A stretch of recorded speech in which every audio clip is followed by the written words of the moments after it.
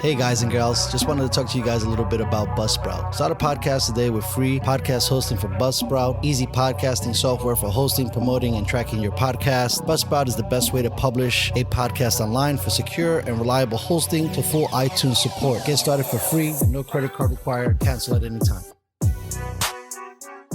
Stats are for losers. That's why we took the damn field. Now, if you want to crown them, then crown their ass. This is what's great about sports. This is what the greatest thing about sports is. You play to win the game. Welcome to the Airin podcast.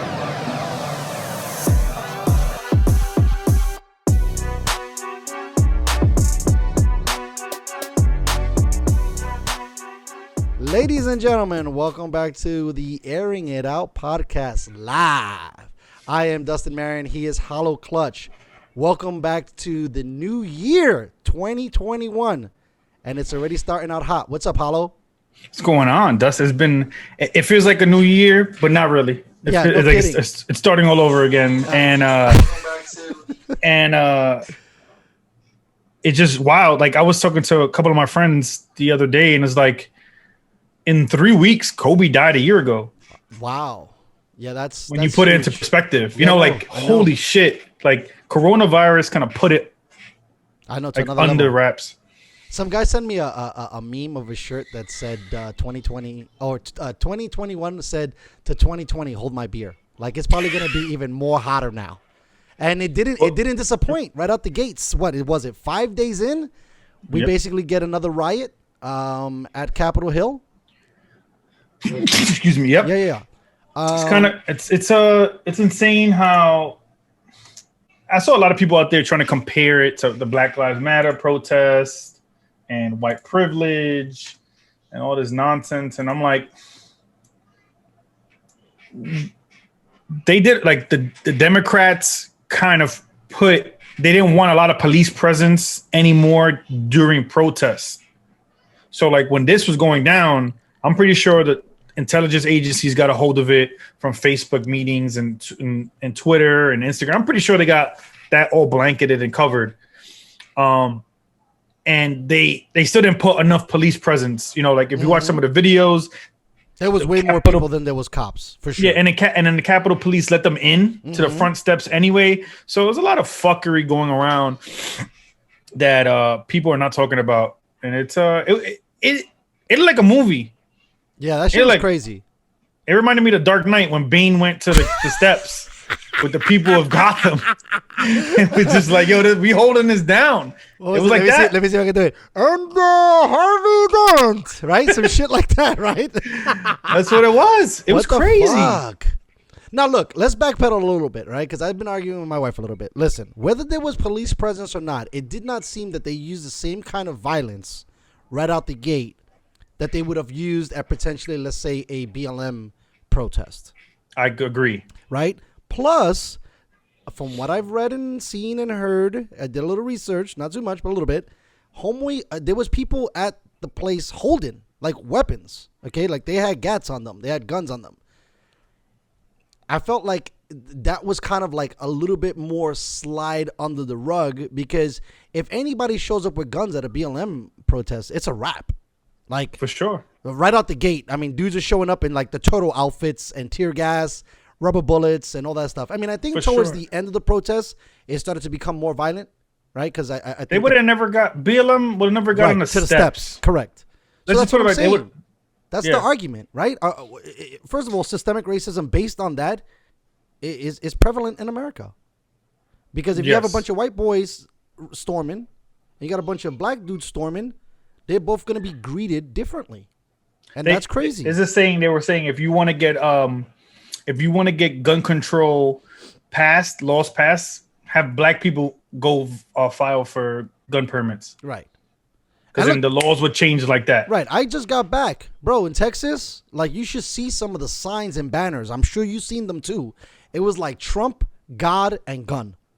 For sure. Trump was the leader of it. He did a rally in the park where they met up. Well, they were calling it the domestic terrorism. What do you think about that? You think that's a lot? Of course. I think no. I think it's not enough. I think it's treasonous. I think anybody who stepped on federal thing and either stole anything or destroyed any federal stuff should have been arrested and should be going to jail for 30 days, 60 days, 90 days, whatever it is. Because let's keep it a stack. Mm-hmm. If people from a real terrorist, if Al Qaeda came to America, right, and 100,000 droves, and they took over the Capitol building, or were attempting to take over the Capitol building, they would have nuked that shit. They would have shot all of them. All of them. So either terrorist, domestic terrorist, or foreign terrorist, you're still a fucking terrorist. Right, yes. No matter what. And supposedly there was pictures of guys with 2 pipe bombs they found in some of the offices. Shit. And then they had people with zip ties that they were ready to take hostages. That would have been bananas if that shit went down like that. So that's why, like, Shorty thought she was cool, about to jump through the window and got shot. Right. The police was doing their job. They were protecting the people of Congress. You had to do that. You had to protect the senators. I'm surprised that, because I know usually the Secret Service focuses on the president, right? I was surprised that these guys don't have like their own security teams. Like they got caught so down with their pants down that I was kind of shocked. I was like, where was the response? Like the police showed up mad late. Whatever police departments there is. Ben Shapiro said it. He said it best. He said if any foreign nation that was against America just seen if they just seen what 100,000 people did or 10,000 people just did, they must be kicking themselves in the ass because look how easy they were to go into the federal building. But this is the thing, right? And this is where the racism thing comes into question, right? When you're a man or a woman of color, you raise security issues, right? Like no one's freaking out because 10,000 white people show up. 5 black guys show up, and the old lady next door is like, there's a suspicious guy in my yard. I don't know. Yep. And homeboy probably lives next door, and he had to like get a baseball because it fell over the or his basketball because it went over the fence. You know what I mean? Like where are we at? Like listen, I understand everything, and I'm trying to be sympathetic to both sides, but one side gets treated or handled way different than the other side. Like, dude, as soon as they started kicking down those barriers and started heading to the Capitol building, that shit should have been 911 immediately. They should have had like choppers showing up. I mean, where was DCPD? Well, I think I said it a little earlier. I was talking to a couple of my friends because they were saying the same thing you're saying. Mm-hmm. The Democrats hold something here as well, because they didn't want a large police presence at the Capitol or in DC while protests was going on because of the Black Lives Matter and other protests that were going on. That have failed. That they saw that too much police presence, too many people being arrested, too many people being hurt. So they hand in this as well and saying, we don't want a lot of police presence to stop any type of protest. But then it backfired on them, right? Because they didn't have any.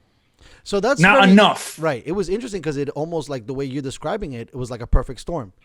Dems say, "Hey, let's get a lighter police presence." Apparently it seemed like this was orchestrated before. It wasn't like they decided. Then you get Donald up there saying, "We're great, everything's great. I'm gonna march with you." He literally said that in his speech. At the park, said, all right, we're going to go to the Capitol building right now and we're going to march together and I'm marching with you, which he didn't do. Right. I was going to say, what was that?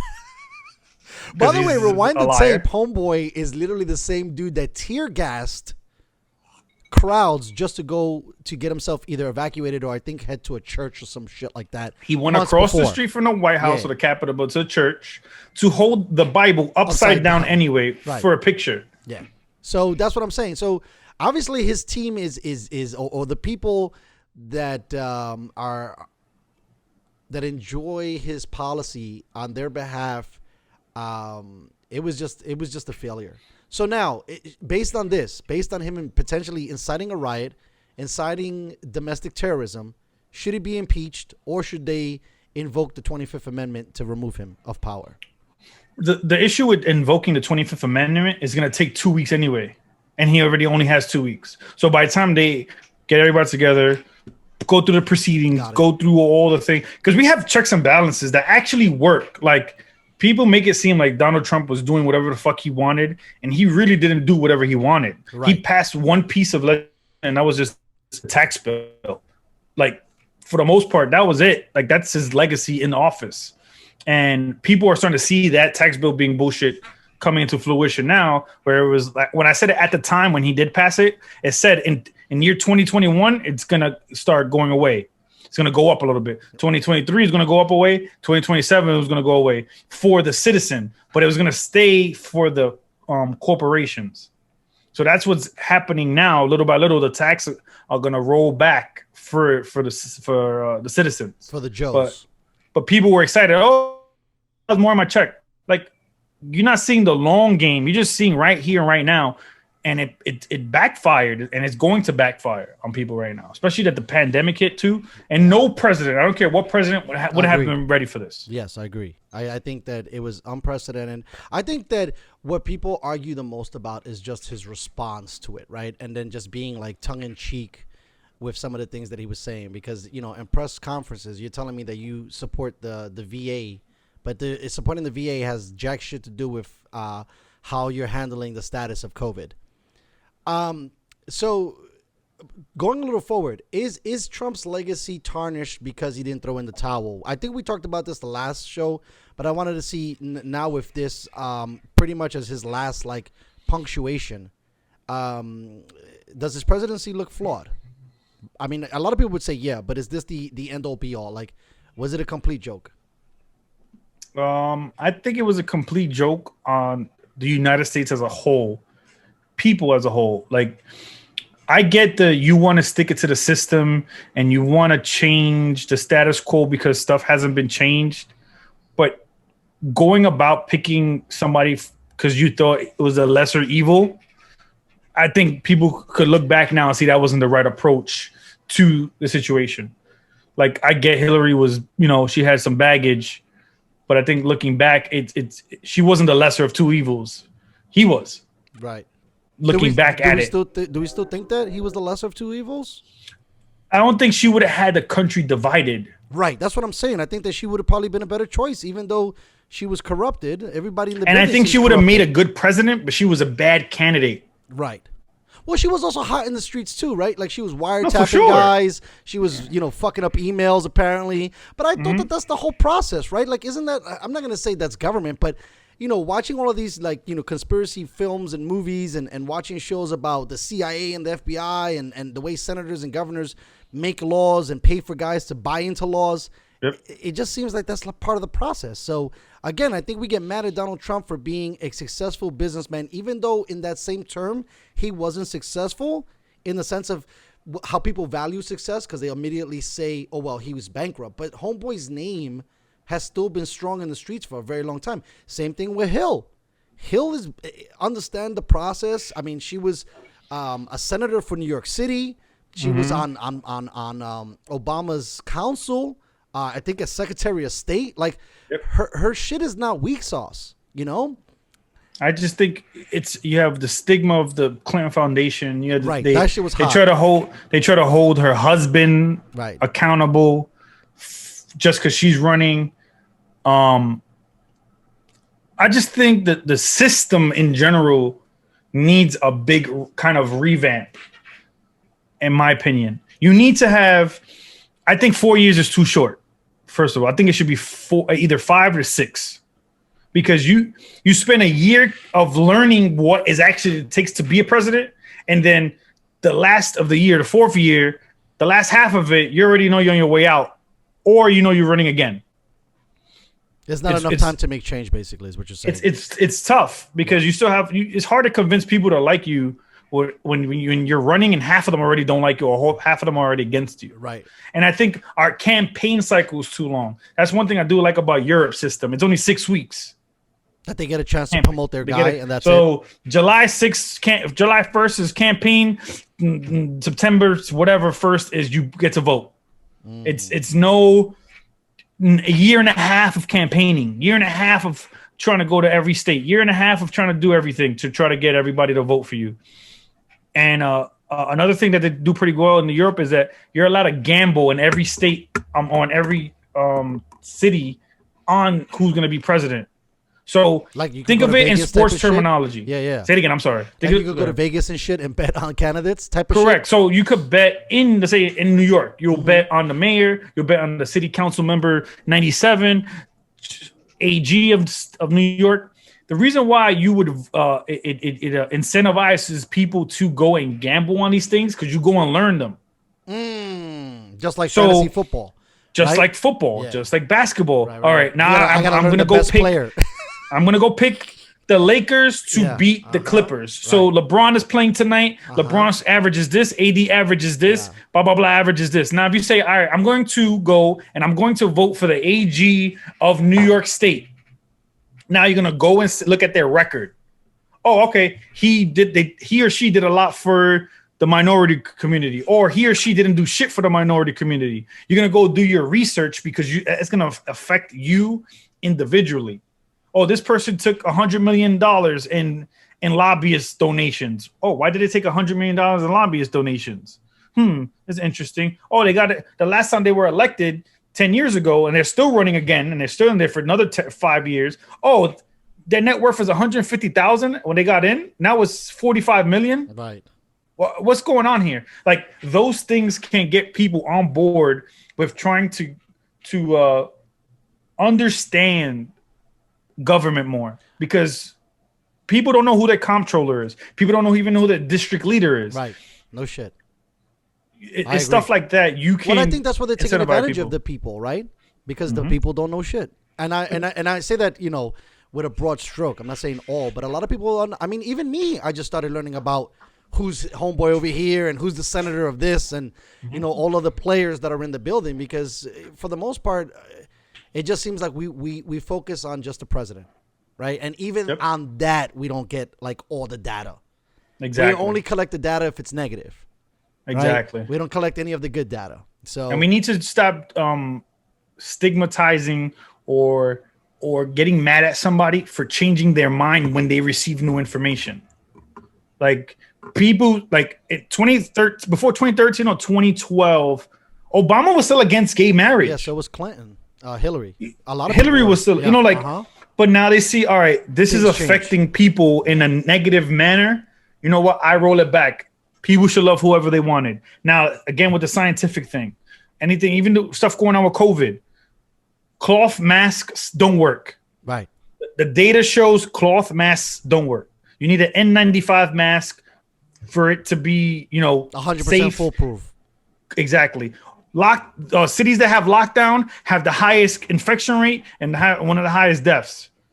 They have the harshest lockdown, which is Cali and New York. Florida and Texas, they Gucci. They have high cases, but they're low death rate. But what I'm saying is, once you get new information, you should be able to distribute that to everybody in a way that you're not trying to trick them and make an educated decision, as opposed to forcing people to not work, to not go make a living. We've said this before. Mm-hmm. It astonishes me that all these things are up. You know, we've said it, I don't know how many times now. Until we're blue in the Child face, abuse, literally. domestic violence, suicides, children, just the brain development for going to school, not being stuck Depression in is fucking up. front of screens, Yeah. not being able to talk to or play with other kids. Like, I'm lucky because I have 2 girls, so they could Right. able to I play think- with each other. Yeah, I think the families that have multiple kids are okay, but all those single kids, Yeah, it's tough. You know, it is tough, and we're not going by the data. We're not going by the data. 100 kids died from under the age of 18. We're not going by that data. We're locking down schools. We're scaring everybody. We're not telling them to take vitamin D, zinc, all these things that protect the immune system and boost the immune system. We're not doing that. Right. We Not keep even scaring anything, them. Not even anything health related. Like, go take a walk outside. Go. You know, No, do some stay push-ups in the inside. crib. Do something. You know, I agree. That's been a narrative that's been pushed to the side. The only 2 things, according to them, that works is social distancing, right, and mask. That's it. They have not talked That's about all they want to push out. vitamins, minerals, sunlight, walks, exercise, and none of that stuff has been pushed as a narrative.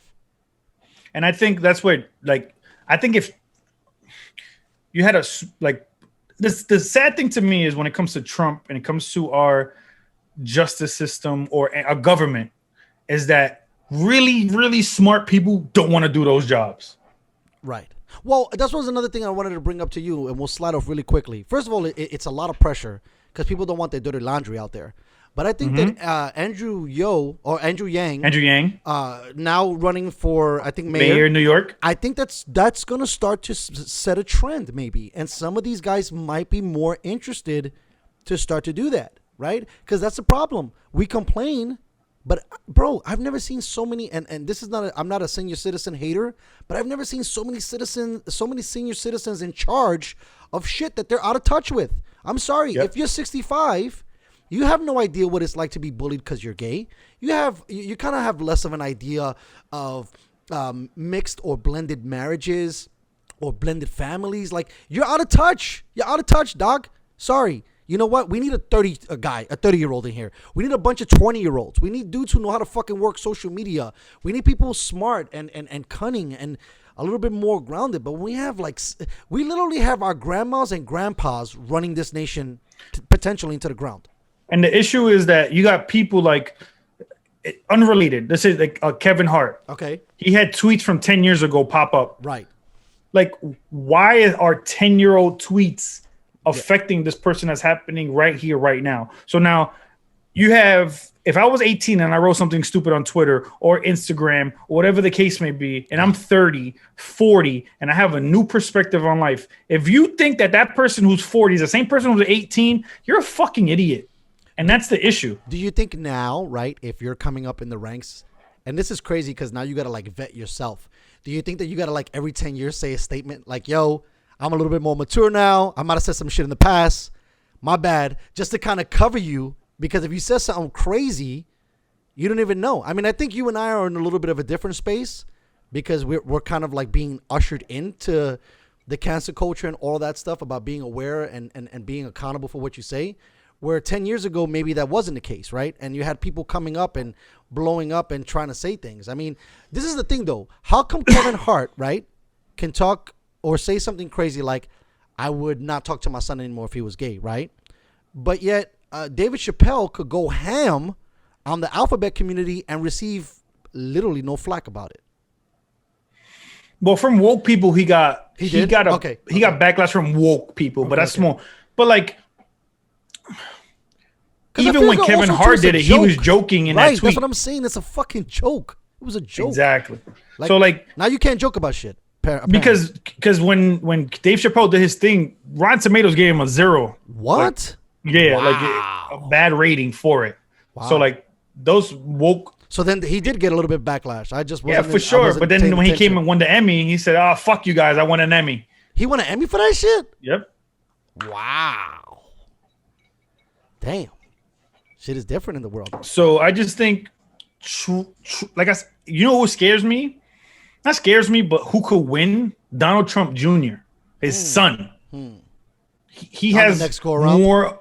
He has a more of a better speech coming across. Right. He's more politically correct.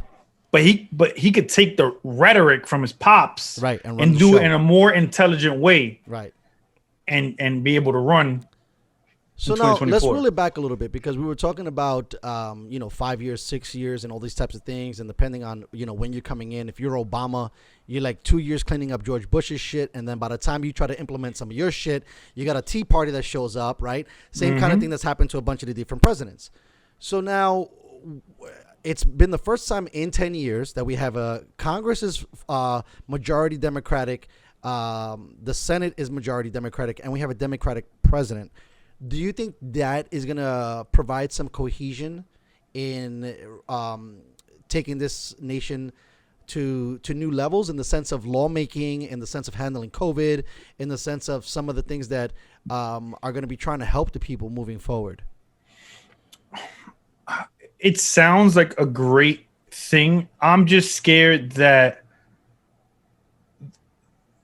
they're going to try to alienate Republicans or any other party that eventually is going to come along. Because I do feel like there's going to be other parties because with more technology and more smarter people, they're going to be like, I am right. Whatever tech I'm something green. Yeah, exactly. Or whatever right. the case may be.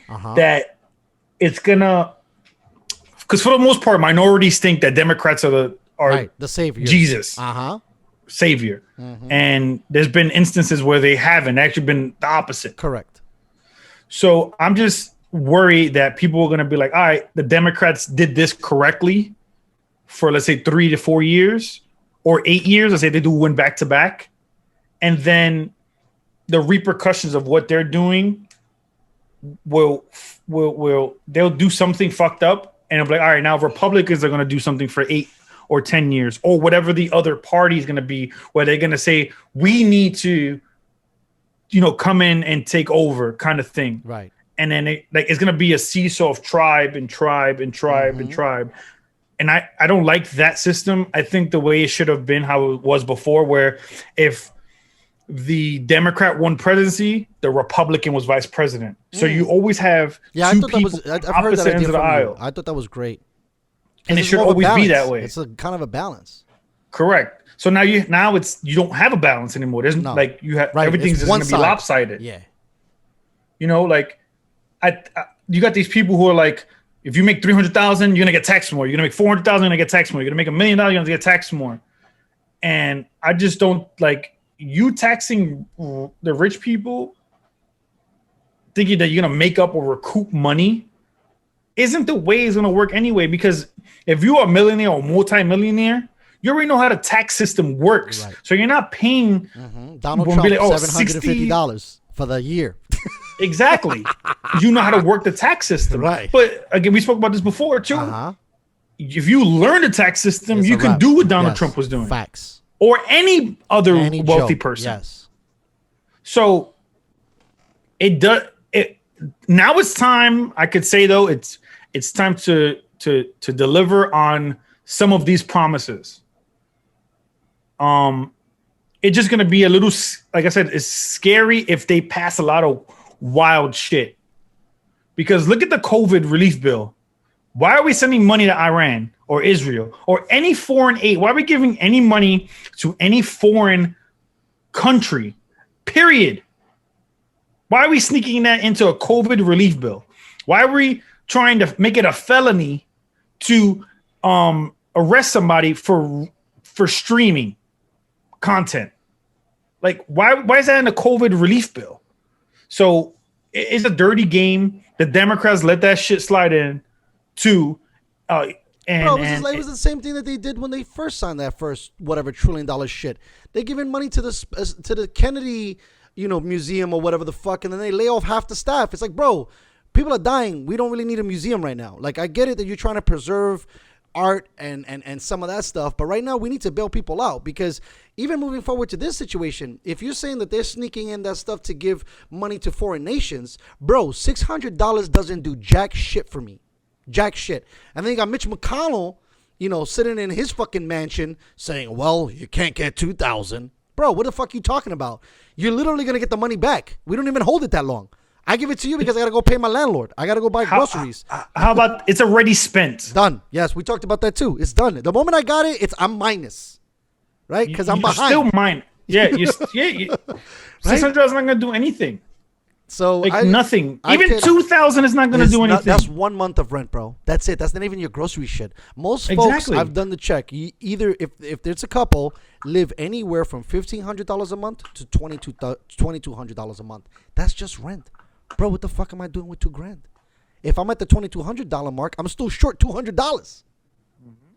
Yep. Now, granted, looking at it a little closer with bifocals, sure, the $300 weekly helps out. But when you look at, let's say, Canada and some of these other nations, they basically gave $3,000 a month to people until it got settled, and then people got on their feet again, right? Yep. I don't know why the agenda from the Republican aisle is that all of a sudden, you're going to give out free money, apparently, because that's what people keep calling it, free money.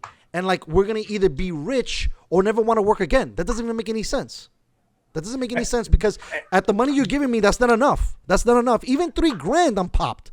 Because $3,000 gives me the rent, $500 for food, $500 for utilities. I mean, there's nothing.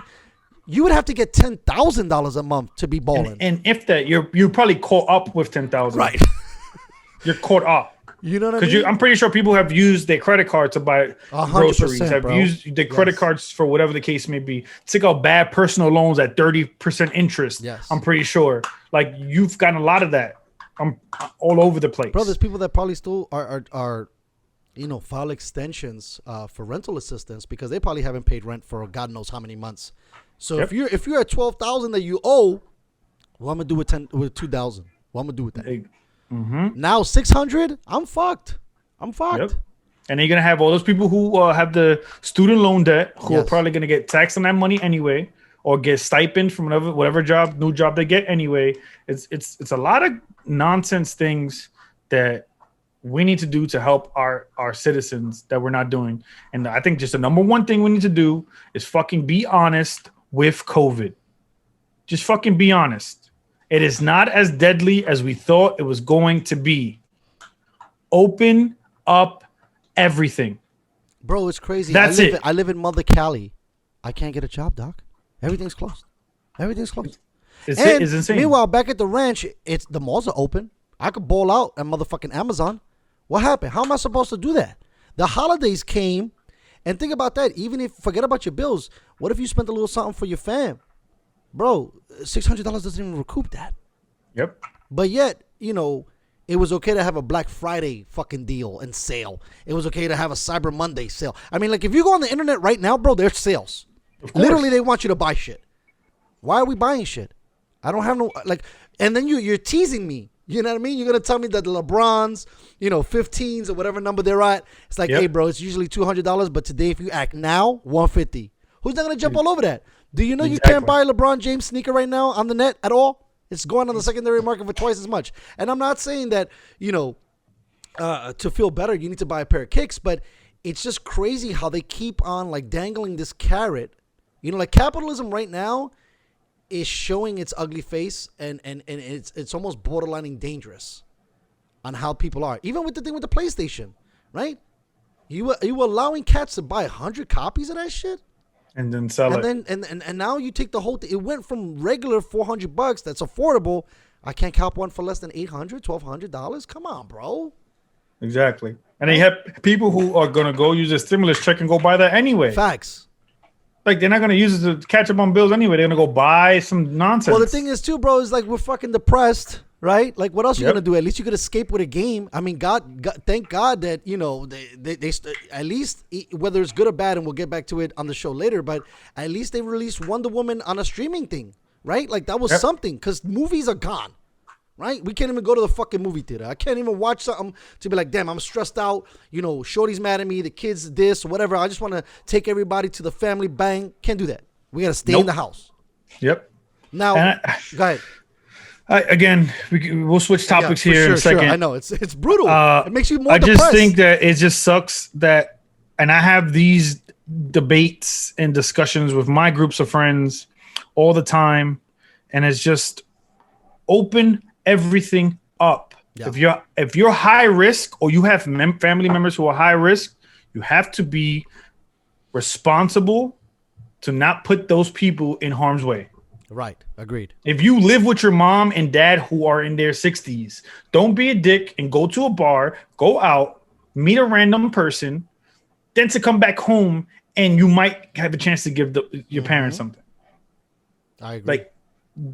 We just got to be more responsible, and I'll leave it at that. No, I couldn't agree more, bro. And like I said, I'm sure this is not going to be the last time we bring this up, but it's really sad where we're at. I'm hoping something comes out of this, but this is rough, bro. And like I said, being in California, it's crazy, man. The whole Southern California is on lockdown, and it's brutal. And when you look to other nations, like you said, we don't even need to look at other nations. When you look at Texas and Florida and how they're managing it, it's look, you're gonna contract it. Let's speed up. I don't want to say speed up that process, but if the people that are gonna get affected, let them get affected, and let's work through that. Versus keeping everybody indoors and probably lowering their immune system by not being around people, by not going outside, right? And just what scares me with that too is the government is going to say, well, you're not mandated to get the vaccine. But what's going to be the scary part is, oh, you want to fly? Where's your vaccine card? Yo, that's crazy. Cause the one that blows my mind more, and we'll leave it off this, if jobs start to do that shit, that would be crazy. And I could see that happening. Facts, bro. That's the beginning of socialism. That's the beginning of fascism. Yep. When now you're saying, bro, if you don't get this, you can't work for us. And I could see that happening. I could totally see it, and that's why your homeboy, we need to step up our podcast game, because I'm not going back to work. Fuck that. I'd rather get something, somebody giving me some dollars for talking shit than having to go through that, because that's brutal, bro. And I've already had some people, and there's been reports. I know that's not 100%, but it looks like there seems to be a little bit more negative response to the vaccine than there has been positive. Like, people are, facing Bell palsy. Some people are still catching it. Like, it's not foolproof, but it's dangerous if they start to implement that as a standard, which with the Democrats, I could definitely see them trying to pull some shit. Oh, you want to go? You want to start driving now? You got to renew your license? Yeah. Where's your COVID? Where's your vaccine card? You want to go to Disney World? Where's your vaccine card? I guess I'm not going to want to go here? You want to go see the football game? Wow. Where's your vaccine card? Fuck. I need to go right now and buy probably like a 90-inch TV, because I'm never leaving my house again. You want to go to the supermarket? Oh, sir, where's your vaccine card? Shit. Thank God for fucking Instacart and all that other shit. And get everything it could be there too, though. Like, damn. Your delivery fucking person's Domino's coming pizza is gonna be like, yo, pa, I can't send you the Domino's. Where's your vaccine? Like, it's a possibility. Yeah, it's a dangerous possibility at that, which is scary. Yes. And it's gonna be like, what's the alternative? You gotta leave the food on the floor. Mm-hmm. Right. By the way, that's so fucking gross. Every time I order this shit, the homeboy leaves it on the fucking floor. The only thing I gotta say is, like, some genius figured out that they got like another box that they put the box and then the food on it. But I'm like, yo, pa, there's ants, there's roaches, there's all types of shit. You put in my hot pizza on the floor. First of all, it's gonna turn my shit cold. What the fuck you doing? It's not a and then metal box. Have you seen the Uber Eats drivers and the what's up with them? Tell me the story. DoorDash drivers? What they got going? I don't know. I think some of them are staged, but I think some of them are true. They're like talking to people through the ring bell, because you know how you have the camera system. The Amazon shit. Talking about, yo, like, sir, we drove, like 30 minutes to get here. You gave me a $3 tip, fam. We need more money. Wow. They're starting to do that now. You got a couple of those people, and they're stepping out of bounds, but I can't blame them either. But this is the thing too. So look, let me ask you a question, and then we'll go into this, because it'll bring us to New York. And maybe this might make me sound like an asshole. When you get into a yellow cab, or a regular cab, right, in New York City, do you tip? Not really. Right. I don't know when the fuck things changed, right? When I was growing up, we never tipped. Right? Because these guys, I don't even know. I mean, when it's a meter, you at least like the meter, because they're charging me X amount of dollars per mile. When you get the non-marked vehicles, homeboy could be pulling out numbers out his ass. Exactly. So I'm thinking, like, he already included the tip. So if he tells me 20, he put the tip in there, I give it to him. But I never thought about that. I come out to California, motherfuckers tip everybody. And I'm not against it, because I was a tipped employee, but I thought tips were, regulated or given to bartenders, servers, doormen, right? Like, people that are actually giving that extra step of service. My man, your job is to drive cabs. I never heard in a million years there was tips, right? So now, bringing back that into the conversation we're talking about right now, when the fuck did I have to tip Uber drivers, right? Like, you're making me feel like an asshole because I didn't give you a tip. Bro, I didn't tell you to get this job. No offense, right? Like, I started to have a thing with the Uber drivers, because I was like, bro, you just got hired as an independent contractor. When you're hired as an independent contractor, that's a totally different game. Now you want that, plus you want a tip, plus you want medical. Now we got to deal with homie like ransoming my California burrito because I gave him $2. And now he wants 10 because he drove 10 more miles to come and see me? Like, what in the fuck? I got to look into that story more. That sounds comedy, bro. Even if it is staged or not. Like, that's crazy that homebody be like, you know what? Nah, we good. I'll cancel the trip. Right? So you don't pay me the money, but now you don't get your food. So now you waited 35 minutes for food. You got to put that whole order again, and cross your fingers, you potentially don't deal with another dude. Exactly. Or let's say that's one of the things you could think about. Like, let's say your guy's Kevin, and he drops your order off, and then he's a guy who's in the area. He noticed you didn't tip him one time. You didn't tip him the second time. Damn, now he's making... now the third time comes around, it's like, oh wait, there's a little crack in this.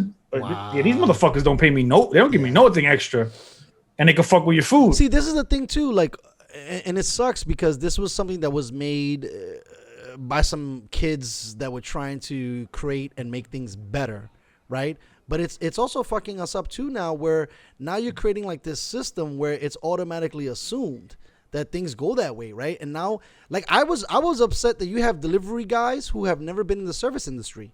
The same thing about Uber and Lyft as a driver. Like, do you have a limousine license? Do you even know? Like, when I used to drive for Uber, bro, I would get out of the car. I would greet my passenger. If they had luggage, I would put it in the trunk. I never expected anything, but I thought that that's how you would do it, right? You know? Yeah. Now you show up, homeboys, like, looking at you like, you want me to open the trunk?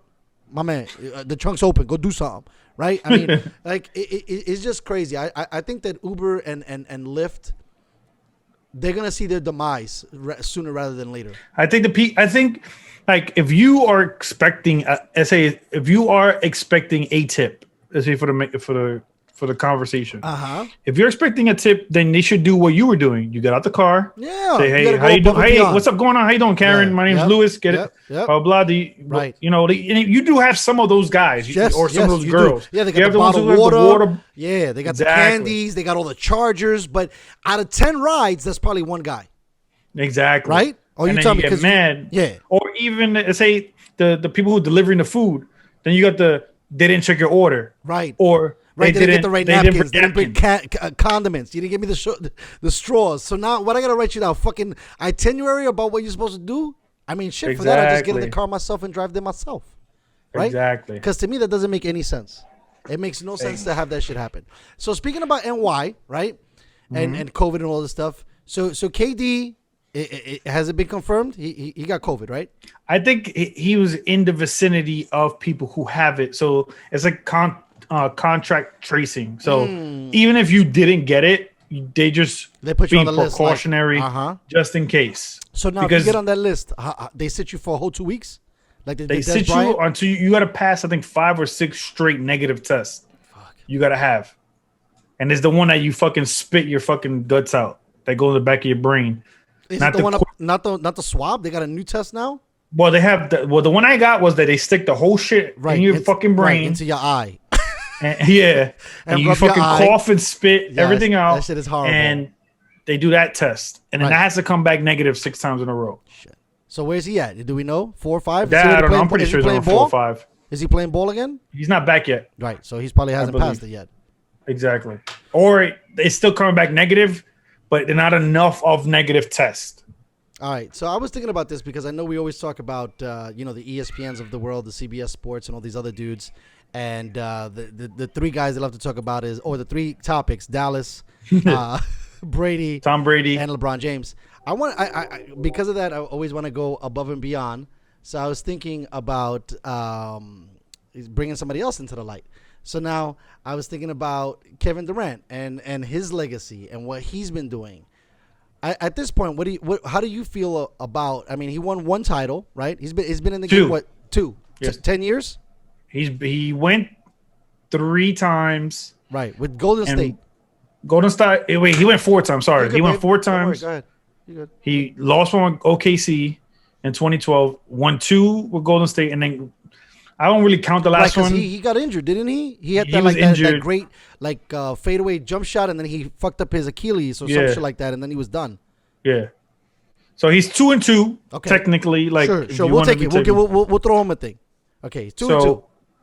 Is he elite? Is he an elite player? Is he a LeBron James, no, for sure. Steph Curry player? Yes. Okay. I just think people don't like to differentiate. He was kind of handicapped by Russell Westbrook. Sure, I could agree. And with people don't like to bring that up when he's an efficient scorer, and then you have a point guard who's controlling the ball almost the whole time and making bad decisions with the ball. And that has been proven through his history, time after time after time after time with Westbrook. Correct. Do you think that it was a demise him even being on the Thunder when you potentially had I'm not going to consider Durant the ball hog, but you had 2 other ball hog because your other man was in the building too. the beard, and he's Well, he's a James ball hawk Harden too. wasn't what he is in Got you. Houston. Okay. He hadn't So developed into that player. he was yet. kind of like a quasi point guard. Like he played his role, 6 man off the bench, cooked. But his stigma, James Harden's stigma, has always stood with him because he disappeared in the finals. Yeah, that guy can't fucking Whatever the finals, playoffs. The playoffs. He just my man just leaves the building. But sticking to KD, Right, yes. He's a phenomenal talent, and top 10, maybe top 15 player of all time. Wow. So even with the injuries, you still quantify sure. him that up Just- there. You have a 7-footer who could cross you over like Iverson, who could shoot the ball like Steph Curry, and who could dunk like LeBron James. Like, you have that tool in one guy who shoots 90% from the free throw line. He has the whole package, and his, because he's a slender guy. Right. People kind of take advantage or try to slight him for playing defense, and he's a good defender.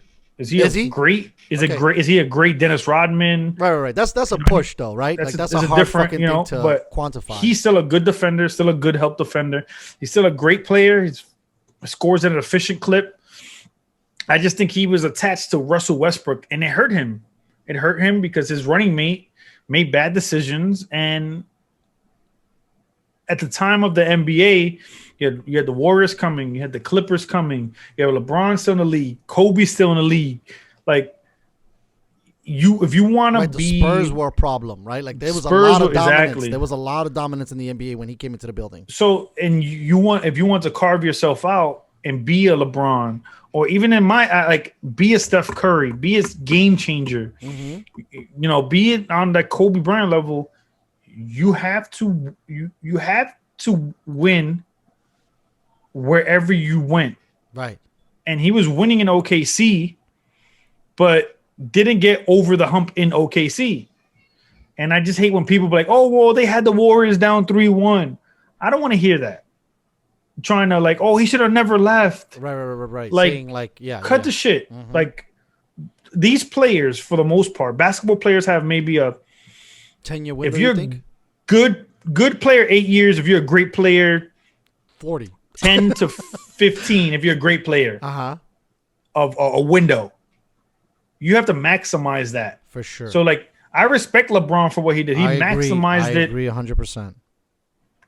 To that as much as he could. Thinking of fucking of Michael Jordan, that doesn't exist anymore, ladies and gentlemen. Right? Like, we need to maximize my motherfucking potential. So if I gotta bounce from Cleveland to Miami, or if I gotta bounce from OKC to GS, it's what I gotta do, man. It's what I want to win. I don't want to be fucking waiting. Being, let's say, the Charles Barkleys of the world. Right, wait 10 years. That's the media's fault. That's the average fans' fault that they put chips so much pressure. Yes, above anything else, and I'm a victim to that as well. I think we all are, but I think that we are slaves to the writers, right? Because for sure. The way the ESPNs and the CBS Sports and the Yahoos, bro, like Brady, Derek Jeter, Wayne Gretzky, and Michael Jordan have fucked it up for everybody, right? Because these guys got multiple. We don't even we think it's so easy. It's so hard. Yep. It's hard to get one. It's harder to get two. It's probably harder to get fucking three. To go to back to back to back to back to back to back to back to back to back to back and not even win is an accomplishment, right? Like, I think as the fan, and then we're so stupid because we're talking shit as a couch potato. We can't even fucking dunk. We just gotta my thing is too is you gotta hold both in the same category. Where you can't put too much weight on one thing and you can't put too much weight on the other thing. Agreed. So okay, LeBron went to 8 straight finals. Cool. But I'm not going to give him, oh my God, because he went to 8 straight finals. Right. If he would have won more than he he lost, right. Then you could be like, holy shit. This guy's unbelievable. Fuck. Unbelievable. Right. But he lost more than he won. Yes. So it has to stay where it's at. It has to be relative. You don't give it too much and you don't downplay it either. I'm not going to downplay on the 8 straight or going to 10 that he's been in his career. He's been in the league 17 years. He's won 10 times. You can't take that away from him. No. But I'm not going to elevate it when you're losing. Right.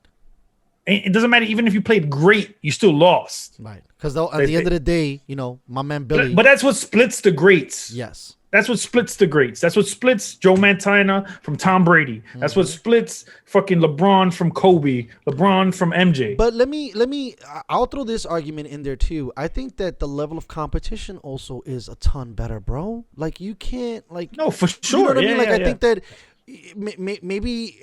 And I'm not saying that they're trash, but late 80s, early 90s, maybe there wasn't so much cohesion. But now, bro, with sports science and health and nutrition, everybody's a beast. Even the sixth man off the bench is a monster. That wasn't the case maybe 20 years ago, right? So, like, even, like, for me, I always think about when people talk about Joe Montana, I'm like, okay, Joe Montana was fire.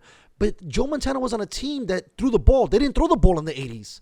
So, of course, they were dominating, right? Like, but now when you bring someone like a Brady into the thing, everybody knows how to stop the pass, right? Like it's different eras. I feel like we need to look at that as well because you can't. It's almost comparing apples to oranges, right? Yep.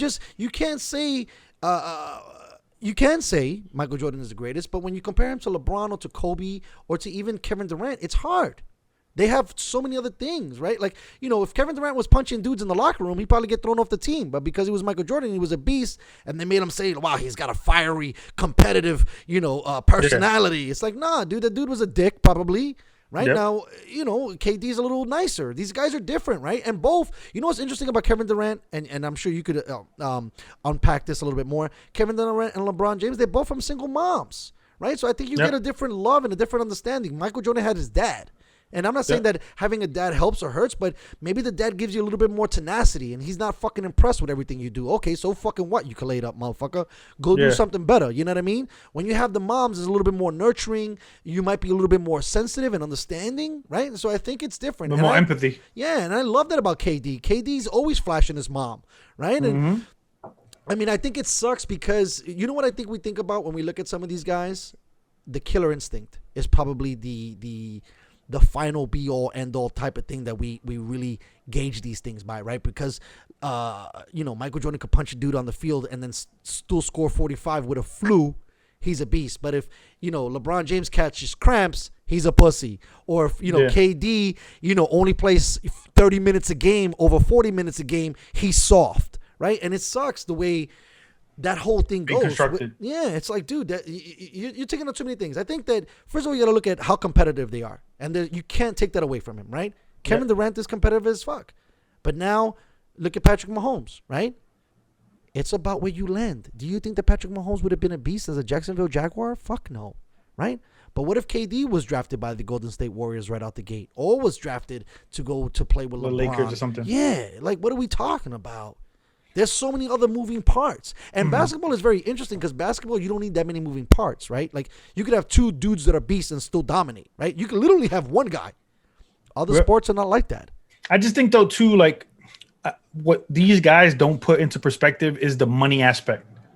So, when Jordan played, they were, like, some of them had to have jobs in the offseason. Right, because there wasn't enough money. Exactly. So, like, why I kind of understand the 90s basketball or even the 80s basketball is that they play hard because it's like, if you didn't bust your ass and if you weren't winning, you were out the league kind of thing. You were out. And you got a lot of these guys now who are coming up being privileged that off their talent. Yes. From AAU to high school to college, coming in as a rookie, where like, when you were a rookie, you get hazed. Like you were getting hazed. You had to pay $50,000 for dinner or some shit like that. Buy everybody watches and shit, or wear carry a fucking book bag and shit like that. Wait, you got like some of these guys who were the shit. Now I ain't doing that because again, 20 million, 30 million, 40 million off rip. You're already a multi-millionaire. Yeah, that's crazy. Like look at Zion Williamson. He's $100 million. He got guaranteed without playing basketball. Yep. Same thing about LeBron. What was it? $100 million from Nike? So like, what are you going to tell that kid? Nothing. What are you like? Shit. What are you telling that person? Yeah. You don't got to do anything anymore. You're good. You're Gucci. So now the greats excel past that, which LeBron did. Correct. But you got some of these other guys who are making 20 million, over 4 years who think that shit don't stink. You're the 8th person on the bench or 6th, 7th person on the bench. And they're not pushing to be great. Yeah. because there's so much money. Mm-hmm. You got some of these great guys. Kevin Durant has spoken about it. LeBron has spoken about it. Draymond has spoken about it. Where there's people in the NBA who don't even know how to play basketball, but they're athletic and they can shoot. When they don't. Hold on real quick. What does that mean? They don't know how to play basketball. They don't understand the X's and O's. Correct. Got it. How to do a pin down screen. How to come off a pin down screen. What a pin down screen is. Period. What's a curl? What's a V cut? They don't know any of that stuff. They just know ball, dribble, dunk, ball, dribble, shoot. I'm open shoot. I gotta interject really quickly because I was just talking. A shout out to Don Casey, former Clippers coach, former Celtics coach, and you know what he said? He said that the reason why that's happening, he believes, is for the one and done shit. He believes because they're coming out of college as freshmen, they're not getting the extra tutelage that allows them to excel in that X's and O's things. What do you think about that? Because I know you're a fan. Why like the 90s I know you're a fan of getting guys that are good into the building, right? Yeah, like if you're great and you were dominating, you should just go to the A. Correct. But if you're okay and you were gonna get better, then you go to college, whatever the case. But like that's why a lot of the greats in the 80s and 90s were great because they were kind of men coming into the league. Right. They all were at 22 least 3 years in college. And they all came from great college coaches, right? Yep. Like Patrick Ewing was one of those guys. Yep. MJ was another dudes, right? Like guys that went all the way. I mean, if you look at it, what is it? Kobe, LeBron, Garnett. Kevin Garnett. That's it. Think with Tracy McGrady. Tracy might have been another one too. Yes. Come on, that's 4 out of how many dudes that enter the building? Exactly. Right? And you're talking about maybe one guy every 10 years that you get. Exactly. Right? And so it's weird. So I guess, in the discussion that we're talking about, maybe they should stay longer. I mean, it doesn't hurt you. For sure. Right? Well, it can. Financially, yes. Financially, yes. It could fuck with you. But I think if look at Brandon Roy. Okay. If Brandon Roy didn't go into the league when he went, let's say if he didn't do one and done, right? Uh-huh. Or Greg Oden didn't do one and done. Right. Let's say Greg Oden got hurt in college. He stood another yeyear. Yeah, he would have been a janitor. So he wouldn't have gotten that $30 million being a first round pick. Right. Life changing money because he would have got hurt. So if you got the opportunity to go, you should go. But like these franchises shouldn't push out the vets. Right. Agreed. That's the issue. What about having like an in between league where that's a G League, right? But that doesn't seem to be getting as much because you're not paying them what they could get if you go to the league, if you go to the NBA. Got it. Because there's not enough money there. There's not enough money being generated for the G League, kind of thing. Is that where some of these guys maybe look to Europe and China? Yeah, because you could get paid $1 million a year, $2 million just because your name, you're getting recognition, and on YouTube and on Instagram and on Twitter. Like, all right, now we could broadcast your game on YouTube. Facts. All right, we're gonna get 100,000 viewers. Yeah. So it's all about the money at the end of the day. Do you think that the NBA should take a look at some of these things where some of these players need to become more polished? Because that's crazy that if guys like Draymond Green and Kevin Durant are saying that these guys can't play basketball, that's insane to me. Meanwhile, they make $20 million a year. That's crazy. That's just because the way the NBA PA, the collective bargaining agreement.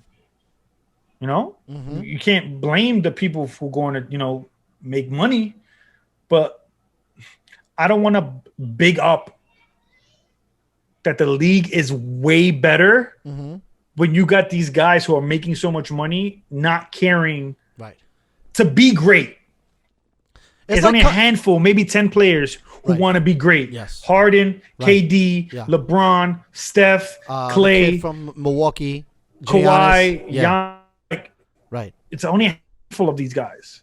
Yeah, that's crazy. But when you think about it, 32 teams, and you don't even have 15 guys that are like, I want to be the greatest of all time. Like, when they mention basketball, I mentioned also. Exactly.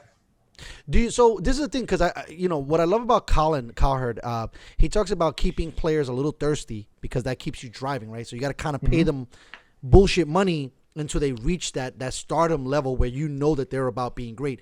Do you think that maybe is a little bit something in it? Like, for example, a kid shouldn't be coming who hasn't done jack shit out of college making $30 million, right? It was the same thing that happened with the NFLPA. You had Jamarcus Russell making $100 million. He has not done anything in the NFL. As a rookie, you shouldn't be getting contracts like that. That's crazy. And it also makes you put shit in cruise control, right? I made it. I made it. There's I nothing for think- me to do. Here's my take on that. I think you are only worth what somebody's willing to pay you. Facts. So there shouldn't be a locked-in structure to force a team to pay you Okay, that makes sense. a certain amount of money. Well, now let's say I saw the potential in Trevor Lawrence, and I want to lock him up for 15 years, or like with, let's say, for instance, what they did with Pippen, when Pippen signed a 7-year deal for $17 million. Yeah, that was crazy. What a hell. So That GM is a he genius. he was underpaid Correct. for what he was doing. Right. He was beasting. But he saw the potential in Pippen and paid him whatever he thought he was worth at that time. Right. So now let's say if I'm the Jags and I see Trevor Lawrence being fantastic, I should be able to pay Trevor Lawrence whatever I feel like he is going to be worth. Now, what the NBA should do, or the NBA players should do, or the NBA, I don't know, owner should do is have something similar to NFL. Okay. Where- In one sense, tell me. You can get cut. And then I recoup my fucking money. Exactly. Right. Or I pay you out the contract and we're done. Either way. Well, they Whatever have a the fuck the deal buyout is. system like that Yeah, where yeah, right. they can That's the go thing. over X amount of years. But yeah. don't do that because I can do fuckboy shit and still get paid anyway. Right. That's the problem.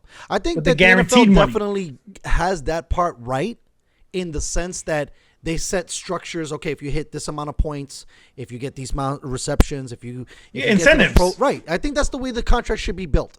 The contract should be built on a base and then incentivized. So like the base is 30 million, but you could hit 100 million if you check all these boxes, Exactly. which incentivizes the players to beast, right? Like you become Exactly. a scoring leader. That's another 10 Contract's million. $1 million. You Yeah. could get 15 million or Yes. 20 million, whatever the case may be. That is how it should be structured, or how it should, happen. And then like these guys should, the NBA or the NBAPA can, let's say, do a insurance policy Right. on the person if they do get hurt. Agreed. That if you But get if they injured, I don't my get money. hurt, Yeah, it you should gotta be on pay a them. year-to-year basis. It should be, all right, cook this year. All right, here's another 10 million. You cook the next year, here's 20 million. You cook the next year, here's 30 million. But I not giving these guys $40 million when you're coming up, or $10 million coming up.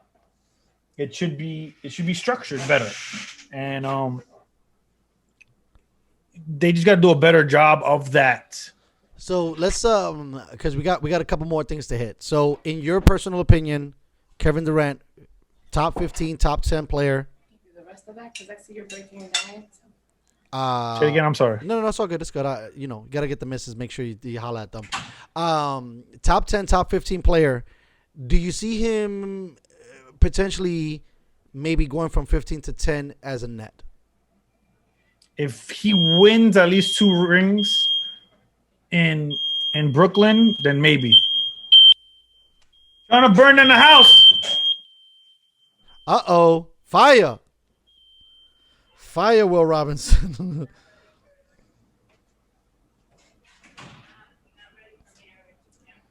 Yeah, take the AAA batteries out of that motherfucker. But So I think yeah, if so he you think- wins 2 rings, Wow, that's a hard fucking order. 2 rings. God he damn. has to. Right. He has to. Like, I never had a problem with him going to Golden State. Me neither. It's time to win. It's time That's to win it. right now. You're Yeah. trying to win. Trying to maximize your potential. Do it. But it's like you have to. Hey, it's good that we're getting this shit on tape, bro. That way, it's just The little comedy. bloopers behind the scenes.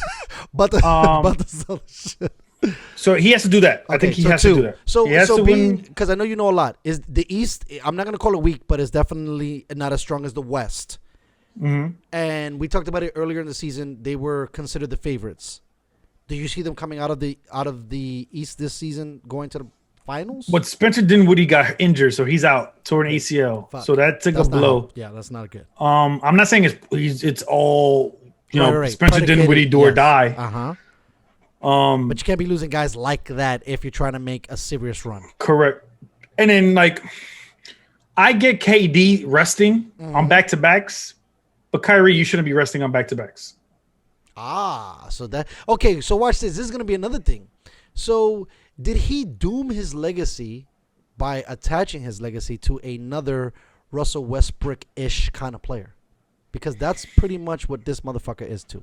Because Kyrie, that's difficult to deal with. Like when you say why are you resting? You should be beasting. You're healthy, cuz you've already been out of the league almost a year and a half with an injury. Exactly. You should be 100% by now, dog.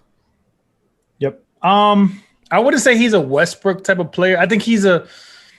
I was saying ish. I'm not saying that technically. Yeah, he's injury prone. So let's say that Westbrook hampered the growth and development of KD. Right now, is Kyrie gonna hurt the development and next level that Durant's trying to take is pretty much what I'm trying to look at, because that's gonna be strong. Because the tough Kyrie's part a is that problem. he's injury prone. Right. Like Kyrie's injury prone. He's always got something: shoulder, knee, ankle, something that always derails him. So that's the hard part. If history repeats itself, and history always does, Kyrie could probably get her at a worse moment in time, and that's it. Right? Because without Kyrie, you ain't doing jack shit. Just Kevin Durant by himself can't just go off like that, can he?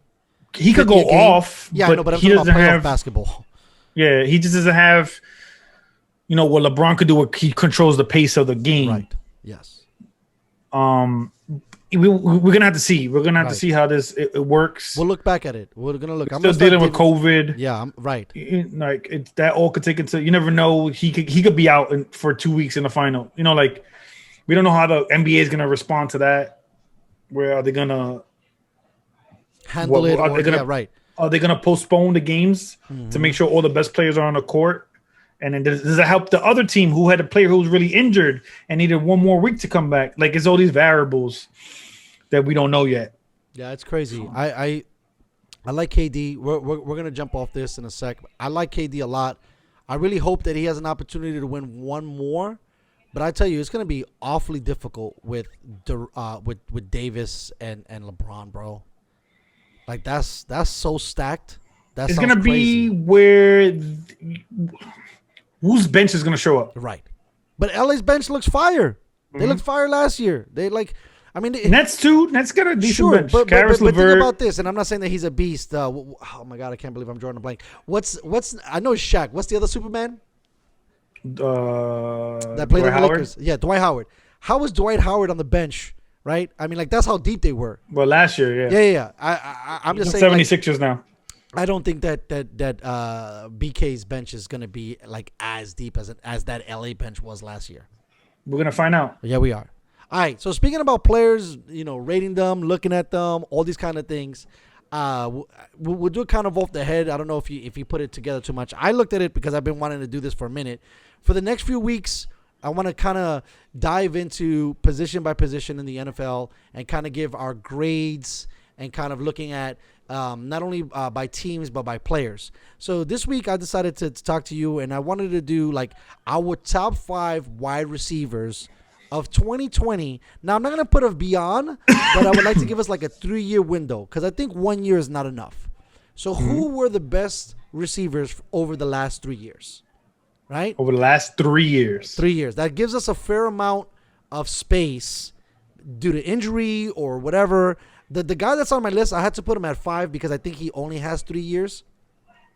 But I think 3 years is a fair enough statement. Because rookie, sophomore year, and then junior year, you're definitely starting to fucking get it. If you don't get it by your junior year, then you might be a lost cause. All right? So if you had to pick your number 1 guy over the last 3 years, who would you take?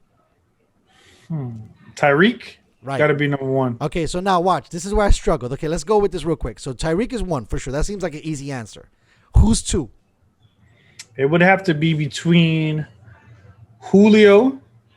Over the last 3 years, you still got Julio in the building? You got to. He's just a freak of nature. All right, I'm going to pull up his stats in a second. Okay, Julio. Granted, Mike, for whatever reason, him and Matt Ryan are not on the same wavelength. I think it's more about the offensive coordinator than it is Matt Ryan and Julio Jones, because there's no way those dudes don't get it. But anyways, we've had this discussion. Go ahead. What else? So Julio and Devontae Adams. Boom. Okay, sure. so this is my 3, and then we'll nitpick the spotting, and then we'll look at the overall 5. So I went off the jump, I went Tyreek Hill, Devontae Adams, DeAndre Hopkins.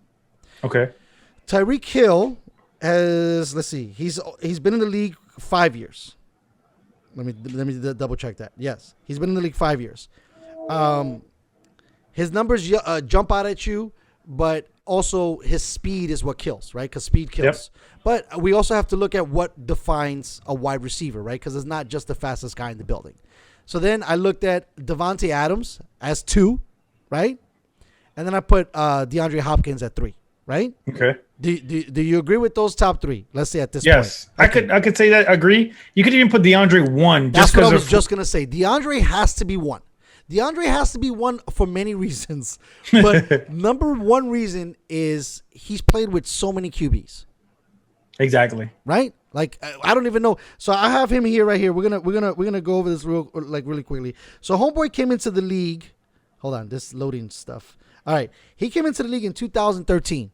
I can't even tell you who the fuck was the quarterback of that team in 2013. Probably a Matt Schaub or something. Probably, yeah, a bum, 100%, a bum. Okay, so now let's look at this guy. Right, he comes into the league. That's his rookie year. 52 catches, 800 yards, 2 TDs. Next season, a little bit more of a jump. He goes 76 catches, 1,200 plus yards, 6 touchdowns. In his 3rd year, he goes to over 100 receptions, over 1,500 yards, and now 11 touchdowns. Right? Mm-hmm. So based on that, and I don't even think Watson was even in the building. No. You got to argue homeboy is number 1. I could agree with that because of just the different variety of quarterbacks. He had Tom Savage, Matt Schaub, Deshaun. He had everything. Everybody, right? So then now we move down Tyreek to 2 because I thought you'd have to probably put Adams at 2 because Adams has been in the building longer as well. And Adams, they both have great quarterbacks. Correct. That's the thing. But one could argue that Tyreek didn't have it because Patrick just came into the building. Yeah. But again, Devontae Adams has been in the league since 2014. So a little bit more similar with Hopkins. And again, first year, 38, 400 yards, 3 TDs. Second year, 50, 400, 1 TD. And then he really came into the scene in 2016 where he gets 75 catches, almost 1,000, and then scores 12 touchdowns. Mm-hmm. Right? Now, when you look at Tyreek's numbers, Tyreek is just a freak because the explosion at speed is just unreal.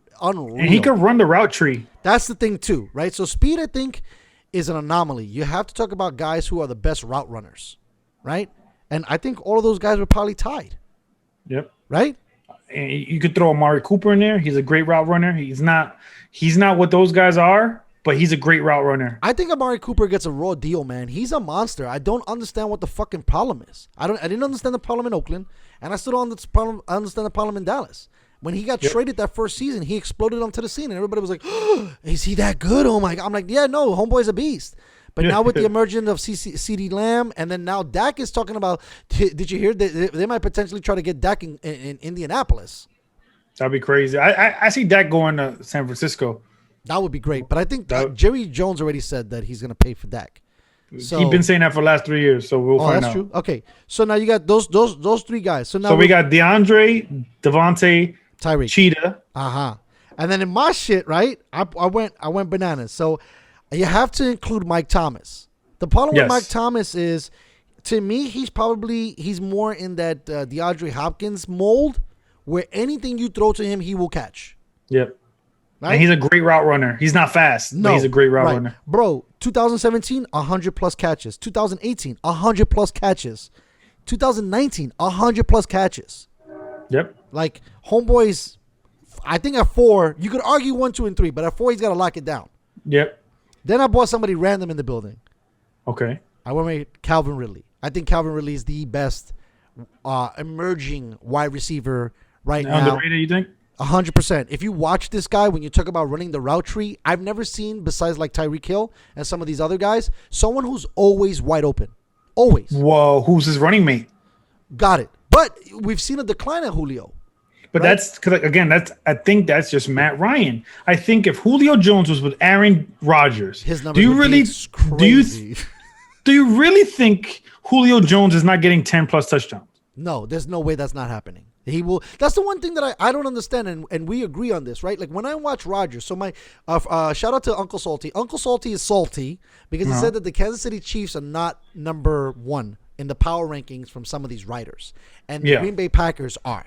You know why I agree with that a little bit? Because Aaron Rodgers doesn't give a flying fuck who's covering the dude. He's gonna throw the rock to the guy he likes over and over and over, and that doesn't seem to be the case with Matt Ryan. I think Matt Ryan potentially overthinks things and looks for the second receiver, the third receiver, the fucking backup tight end, the goddamn swing route or the wheel route to the fucking running back. Now I get it. You have to have progressions. But I think that Matt should have been force feeding Julio a lot more. Of course. Now, for sure. Like again, I'm not taking anything away from Calvin Ridley. 100%. But look at No, you make a lot of sense with that statement. Let's put into perspective. Juju Smith-Schuster busted onto the scene because they had Antonio Brown. Facts. Now look at Juju. Bro, you know, how about this? I got a better argument. You could probably argue that the rookie's outplaying Juju. Because Claypool is having a better season. But now why is Claypool having a good thing? Right, because they're doubling Juju. Right. So like it's hard. It is hard. It's the very guys difficult. who we're talking about, they get the ball every game no matter what. Yes. So you got Tyreek, DeAndre, and Devontae. They get the ball triple no matter team. what. Michael Thomas is getting the ball no matter what. If you're a playmaker, they're getting you the ball no matter what. Now, a sneaky one that we could throw in there. Tell me. If you want to round in the top 5, Keenan Allen. Okay, so now I looked at Keelan, right? And I'm going to pull him up. Before we get to Keenan, I want to look at this. You might be this is so interesting, Julio's thing, because if I'm not mistaken, Homeboy's been in the league almost 10 years. Yep. Right? And since 2012, he's had he had an off year in 13, he had an off year last year, I mean this year, but 1,000+ receiving yards. Just dominate. The problem with Julio, and this could be a Matt Ryan issue, is the touchdowns. Now, the thing that I don't... So let's look at Keenan Allen. Keenan Allen, to me, I think that he's a great possession receiver, but when I look at all-time... I shouldn't say all-time greats. When I look at just dominant beast in the game over the last 3 years, he doesn't jump out at me. He's a top 10 guy. I don't think he's a top 5 guy. The issue is that the Chargers always had great position players across the board. Yes, they draft phenomenally.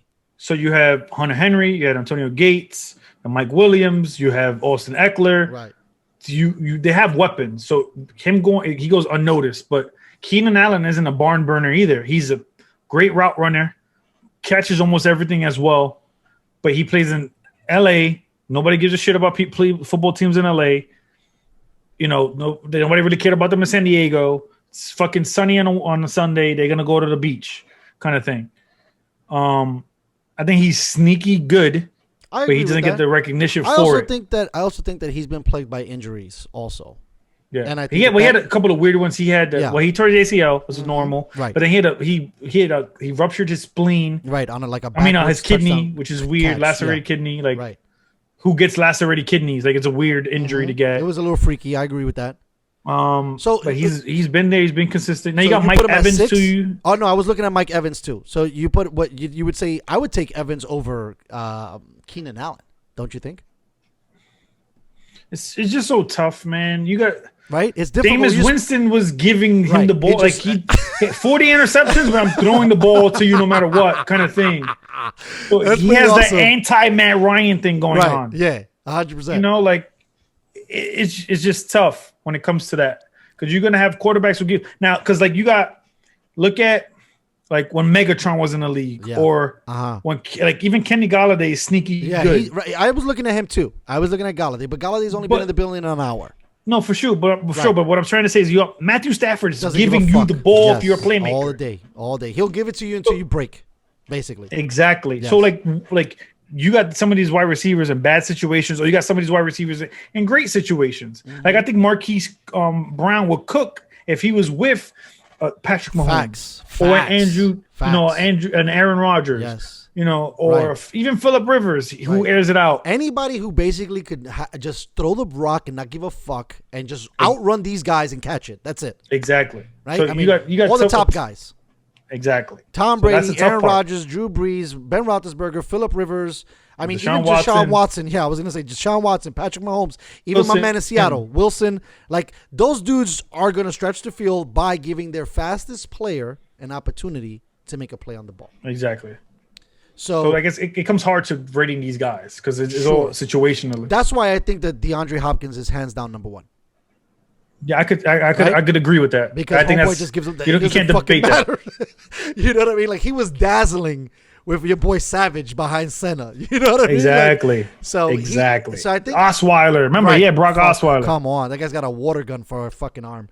So yeah, Exactly. so then I guess listen, everything is circumstantial. I agree, but when I'm talking about explosion, I mean again, obviously We can't forget about OBJ. So I'll look him up. I just feel like OBJ. First of all, another guy, right? Your homie Eli Manning was a motherfucker that could give two shits. Gave him the ball. Yep. I'm getting sacked. The offensive line crumbled. Fuck it. I'm gonna throw it the furthest I could throw it and see what happens. Besides Tyreek, OBJ is the only person who could take a slant to the house almost every time. Okay, that's fair. So you what do you think? He's a 4.4 speed guy? For sure, yeah, right. Hell yeah. This is my knock on OBJ. I could give two shits that he kicks footballs on the sidelines. I could care that his hair is blonde. Homeboy's injured too. That's what I care. He's about. not injury prone. Yeah. I need you on the field, daddy. I can give a flying fuck if you're a fucking cancer. But we're talking about talent. If we talk about talents at wide receivers, he's there. He's so okay. He so could be even there. the fifth. Really? So let me pull this. Let me get this guy up. So top 10, or are you saying top 5? OBJ. He's definitely in the top 10 just because of injuries. Yes. So because the last 3 years are going to look shaky because he's been injured the last 3 years. But if you look at his career overall, he's a beast. His rookie year was stupid, and he only played like 5 games, 6 games. Damn. Okay. I mean, you know, so weird. He goes on TV. He talks all that shit about Eli Manning. But looking at these numbers, 91 receptions, 1,300 yards, 12 touchdowns with Eli Manning. Next year, 96 receptions, 1,400 plus yards, 13 receptions. That's with Eli Manning again. 101 catches, 13 plus, 10 touchdowns. He's had a better career on the Eli Manning than he did with anybody else. Yet he threw Eli Manning under the fucking bus when he got, on the call with some folks. So I don't know. Those first numbers, but then it goes down. It's going down. It's trending downwards, right? These other guys are trending upward. So I think for sure OBJ's in the conversation, but I think that he's a top 10 guy. I mean, if he could have consistently did that, bro, 100, 1,010, he might have been the greatest, like arguably greatest of all time. Because he already broke the record for the most in a 3-year span of catches, yards, and touchdowns for wide receiver in his first 3 years. Yeah, I know that. I know he was on track for just alarming greatness. Numbers. Yep. So you think a head case plus the injuries is what knocked him down out of the thing? For sure. Right? Yeah. I can see that. Yeah, I can see that. So let's go DeAndre, Devontae, Cheetah, Michael Thomas, and the fifth guy. That's what we need to figure out. So, okay, let me pull up Mike real quick. Because Mike obviously had the guy who didn't give a fuck either. Yeah. Famous Jameis is like Eli Manning. I don't care if I am... 30 touchdowns, 30 picks. Never seen that in my life. Bro, that's beast mode. You know what's so funny? And over 5,000 yards passing. You know what? I've seen it before. You know who nobody talks about it? I've seen it a lot before. No one ever brings this shit up. That's fucking Brett Favre numbers. Brett Favre didn't give a fuck. Brett Favre would throw across his chest or across the field. Backwards. He didn't care. He was another dude. But now you're not supposed to do that, right? You're supposed to play within the system and a lot of guys. Okay, let's take a look at this guy here. All right, Evans. I guess again, never has broken 100 100 receptions for the season. But even though he's been injured, I think Mike Evans has to be 5.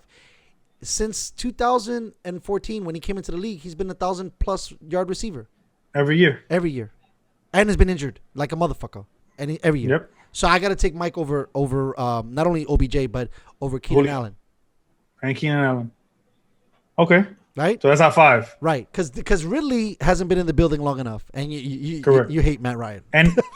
And yeah, because he's benefiting from Julio. Facts. Yes. If they trade Julio or cut Julio, whatever they do with Julio this offseason, if they do that. Right. And you think he continues to produce, then he'll make a conversation. Correct. Done. All right, that's fair. Because then I feel like what's going to happen is Russell Gage is going to come into the conversation out of nowhere. Gage is coming in. Calvin Ridley. He's already doing it. Because Julio's not playing. Correct. And everybody's doubling Calvin. So it just comes down to that. Wow. Man, it makes it sound so easy. right? You just got to get another guy who draws attention, and then the other guy just eats. Because if you want to think about it, go old school, Jerry Rice, Yes, and Terrell Owens. Yes, Jerry Rice got doubled every fucking game. yep, and then T.O. started to emerge. Exactly. Yes. All right. So we're gonna stay in the NFL. That's great. Next week we're gonna either do QBs or running backs, and I'm gonna go. Yeah, I'm gonna take a couple positions. We're gonna do like our fucking top 5 offensively and defensively, because I feel like everybody waits for the season to be over, but some of these guys got to get acknowledgement, and I think that DeAndre Hopkins doesn't even know motherfucking Kyler Murray. He's fucking catching that shit. He's like, bro, just throw the rock to me. He's won 2 games single-handedly because of him. Right, and that has to be the best play of 2020. Would you agree? That Hail Mary? Yeah, the triple team. Yeah, he pulled a Kevin Megatron. Yeah, there's nothing he could do about that. There's nothing he could do about that. Yeah, it's uncoverable, baby. All right, so we got about we'll push it to another 12 to 20 minutes. We'll see how excited we get about this. I really wanted to get this down, and we have a lot of content to chop up for you guys and throw out on social media. So I'll double check, but I think that IGN gave Wonder Woman a 9. They're smoking drugs. Whoever is the editor or the movie critic or whoever needs to be fired yesterday. Okay, so what did you think? If you had to give it from 1 to 10, let's start there. What would be your ranking? The movie? Yes. 1.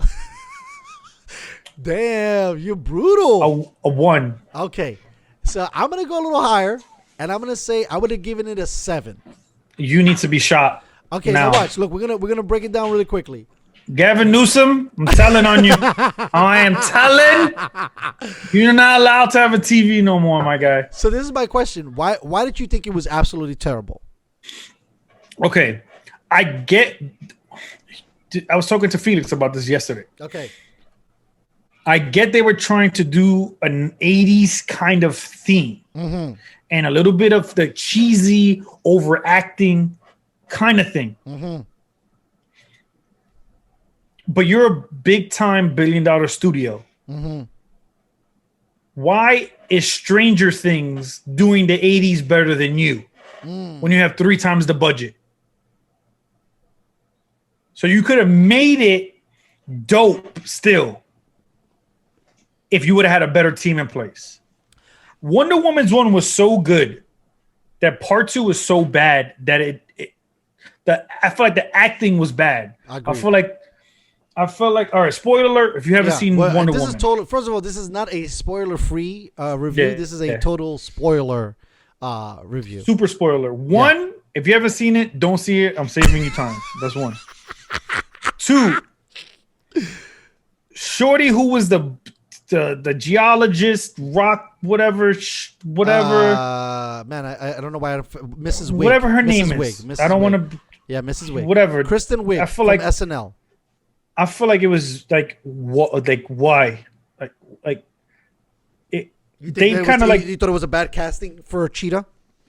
I feel like they were trying to implement her into the story too much, where she didn't need to be implemented into the story. I felt like it was the opposite. I felt like they didn't implement her enough. I feel like she was too implemented, and I feel like it was this cheesy. I'm a dork. Nobody likes me. Right. I could get Q, and now guys want to fuck me. Right. It was just like, no, I'm good. No. So Cheetah casting, character, plot now development. let's get to the CGI. Trash. No. Fuck the CGI. I want to go cast by cast before we do that. What did you think about the Mandalorian, Pedro Pascal? Did you think that he brought it?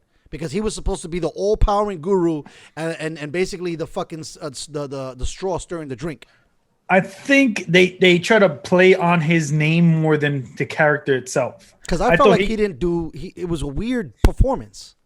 Because they were trying to do this 80s thing again, and they could have done it with taste and grace and kind of really like gotten it there. But they were trying to make this guy like a sleazy salesman, con artist. Kind of thing, and it just wasn't there. It wasn't hitting for me. It wasn't connecting with me. I think he had a problem identifying with that character. For sure. Because it didn't seem natural. It seemed very forced.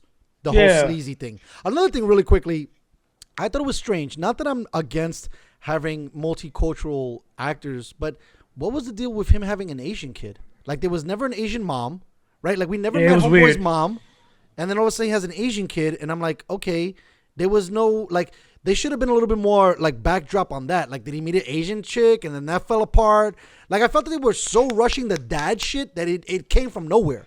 Like, he's trying to be a millionaire, and now he's got an Asian kid. I'm like, what? That was weird. They were trying to make it like he was trying to do something for his right. Like he had legacy. morals, but he was struggling with it, and blah blah blah blah. I was like, okay. And then I was like, ugh, the story wasn't all that to me. It was like, all right, he becomes the wishing lamp, nonsense. Out of the whole fucking rogue gallery of characters you could pick, you picked some dude that got a rock that grants wishes. Like, huh? And like then she talks about.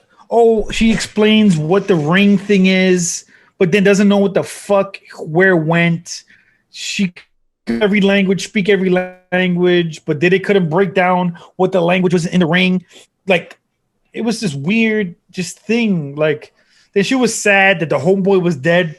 Whatever, 1942. By the way, that was probably the best part of the whole movie. Yeah, him coming back. I like him as an actor. He's phenomenal. Don't get me wrong. Like, it was funny. He saved the day. That was dope. Yeah. Implemented hip dope. It was no overacting. It wasn't cheesy. Delivered it like a motherfucking beast. But then them going to another country, then her saving the kids in the middle of the street, her losing her power, the graphics are so bad. Her like I know for such a multi-million-dollar fucking picture. That's what I'm saying. Like how your CGI is that bad? How you see compared to Marvel? Because you're right. That's what you're basically on. Your competition is Marvel. Correct. There's nobody else in the building. Your baseline is Marvel. Why is the CGI so bad? Like, then she's riding lightning. She's riding lightning to jump on a plane that's gonna take her somewhere. Like, yo, bro, I gotta tell you something funny because I wish you were there with us when we watched it on Christmas. Bro, I had some young guys that remind me a lot of you when you were young, and they're like, "No, that's Spider-Man. No, that's Captain America. No, that's Iron Man," because it was comedy. Homegirl is flying. Like, I was really confused about Diana's power development. She goes from riding lightning with a rope that makes people tell the truth to now flying to making an invisible jet. Like they rushed so much into this film. I feel like that was probably their hugest mistake. For sure. When in the first one, it was very simple, right? It was a girl that was basically a coming of age movie. She was trying to figure herself out. She met some dudes. She showed what true bravery and leadership is, even in the heart of danger. The character was sicker, and then it was dope, and then it kind of flatlined. Because even like when she was a little girl, movie, I mean, and even when she was a little girl, like the beginning of the movie was kind of cheesy too. Like her sliding down this fucking thing. The graphics were so bad. Her jumping on the horse. Like I got the moral, you shouldn't cheat to win kind of thing. Okay.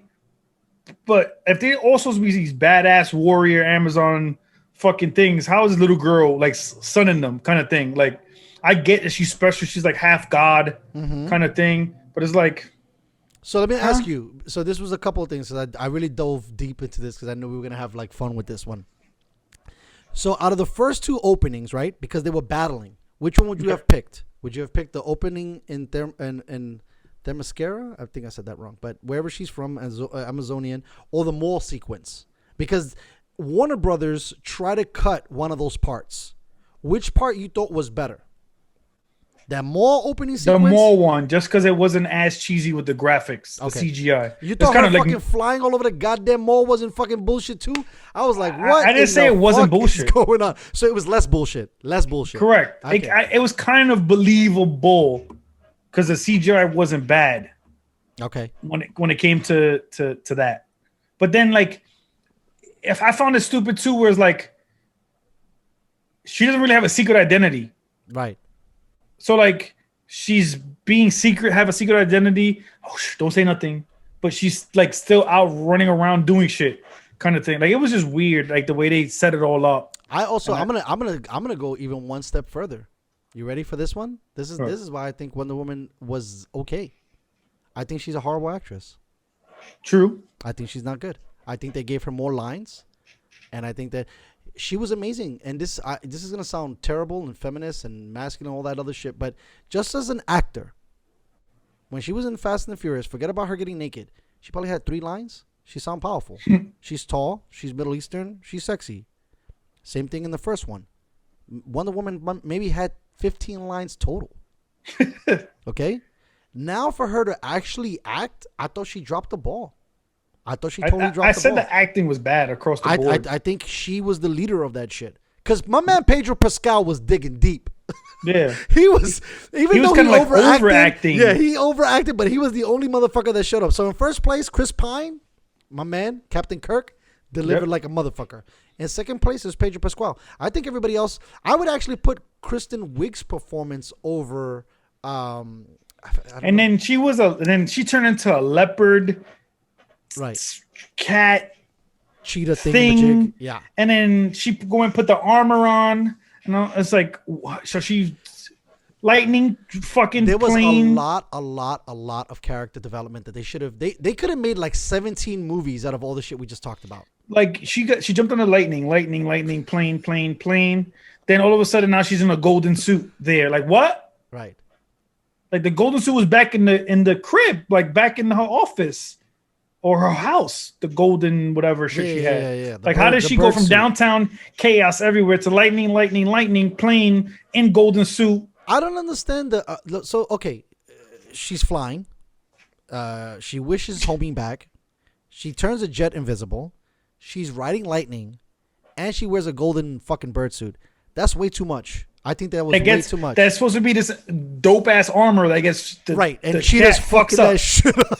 And she's just holding it and just breaking the shit. And it held off like 100 dudes, but one chick with a fucking right. She was like 1,000 people that she was the last Amazonian, whatever, protecting the people. Yep. Blah blah blah. It was pristine condition, but this fucking cat bitch breaks it in 7 punches. Right. Like, and then they're both in the water. The cat gets electrocuted, but then she doesn't.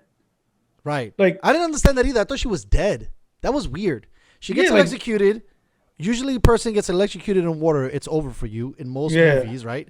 A la Michelle Pfeiffer in Batman Returns. Electrocution over. Even though she has 9 lives, she does come back. So maybe that's something that they were playing with. So I didn't really truly understand all of that thing going on. But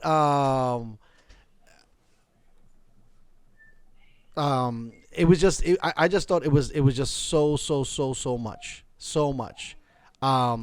My man Pasquale, like I said, definitely. But this is the thing too, which I feel like interesting. You're not moved by his performance as the Mandalorian, so I think you seeing him on this too. It just kind of, like you said, it was overacted. I don't know. I think Pine was probably the best thing because I wasn't even impressed about the invisible jet. Yeah, like I'm like, okay, I don't care. For whatever reason, DC does a bad job with their movies. I just think that they try to tackle too much because this, like, Wonder Woman was like the first, like, since let's say Tim Burton's Batman, that was like a silver lining in the whole mythology of these characters, and did a great job with one. But maybe the ceiling was so high and they tried to do so much. I mean, that could have been a 3-hour movie. It was pretty close. It's like what it reminded me of? When you were a kid, right? Mm-hmm. You watched your favorite cartoon or your favorite movie, let's say whatever the case may be. You thought, like, I go back and I was watching the old Mighty Morphin Power Rangers, right? And as a kid, I was like Mighty Morphin everything. Like I'm fucking. I think everybody was. Like that shit was great. It was amazing. But have you ever went back to watch the episode as an adult? Yeah, I tried. It was brutal. So fucking bad. Yeah, they went from in 10 minutes. The Mighty Morphin Power Ranger kids went from not knowing how to fight, not knowing what anything is, to being these elite assassins and morphing and getting their droids out. Like it was just like this major rush when it came to the Power Ranger thing, which it kind of reminded me of that in Wonder Woman too. So it was this bad rush thing that I just thought. I think if you're going to bring back a guy like Chris Pine, they should have made that like the focal. And they tried to. But then the moment that they walked away from it, the movie just suffered. And the moment that he wasn't in the movie, it suffered. And I think a large reason why 1 was so good was because he was in it too. And he was like the lead actor driving the force of the film. Has nothing to do with male or female. I'm just stating, how I viewed the project. And it just seemed like there was just way too much going on, That's what I felt. I felt like it was a lot of things, a lot of nonsense. It just wasn't. It wasn't enjoyable for me to watch as me being a fan of film. Yeah. And I don't like. I don't expect a lot of these hero movies to be fucking Academy Award movies, but at least be fun and entertaining. Yeah, like be good. Yes. Be kind of entertaining. Be grass. Don't make me be like, huh? What? What is she talking about? Why is he doing that? Now he's the fucking wishing thing. Now he's doing the wishing thing, but I thought you had to touch them in order to grant them the wishes. Oh, but now he can just do it on TV. He can go live over the air, and then people are just wishing for things. Like, how did that happen? How did it went from him having to trick you into saying you wish for something and touching you to, oh, only could be on TV through satellite things, through camera. Now everybody can get wishes. Like, how does those two connect? I'll show you. It was just weird. Yeah. Yeah, no, that's weird. We could go real quick. Hold on. I'm almost. Yeah, I didn't, I feel really sad because I bought HBO Max. I wanted to support Wonder Woman. I wanted to support a film that was not only led by a female, but also directed by a female. And I have been spending the last few weeks. I watched Justice League. I watched Batman vs. Superman. I watched Wonder Woman. I watched Suicide Squad.